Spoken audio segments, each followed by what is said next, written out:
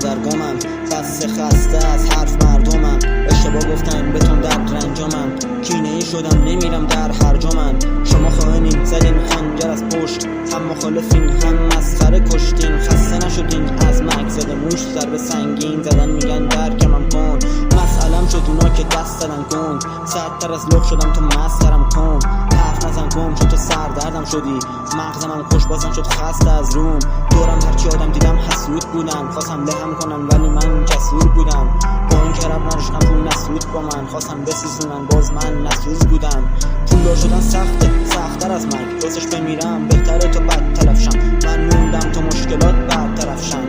موندم من خودم زود در و کردم جوری قریبم انگار اهل بررم، اگه تو چیزی دیدی پیرنم و درارم، نمیخوام به پول مفتی باشم برادر، من واسش همه چیمو میذارم برادر،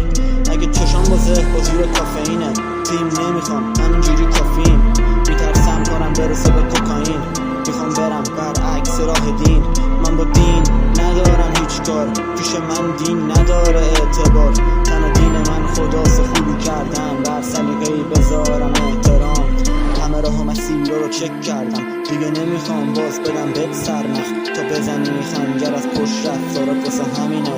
داری پیک در دست، حیف کردم پول شما گلدون خورا، واسه خیانت داریم فرمون دورا، یا با رفاقت بزنیم خنجر از پشت، یا با رقابت بیاین تو کنکور دلاشین، حالا با نگات به من لبخند بزن، باید تو چشام ببینی اخمم یکم، مشکلاتو بنداز گردن من، اصلا نگو میخوام بهت رحمم بدم، ولی من میبرم بکن باور اسمو، یه روز هوت نمیکشه خاور اسممو، فقط اعتماد میدم کامل قسمو، من ادامه میدم با کارم قسمو، من میجنگم برای آینده خودم، نه واسه حرفای مردم و دارم، میجنگم واسه دختر و رویاهام، میجنگم میگم خودم موفق شدم، سکوتم زیبا میشه مثل بارش برف، خیالم راحت میشه مثل بارش رپ،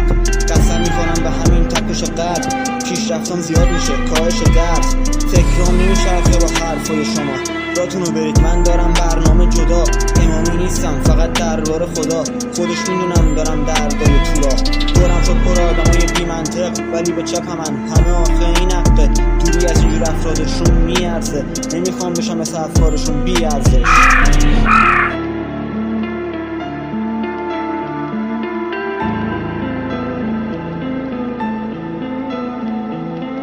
رفاقت تو بیجا مثل خنجریه که تو دل میشینه، اونو با عشق و اعتماد میپذیری، اما دردش همیشه یادآور خیانتایی که از نزدیکترین ها میاد.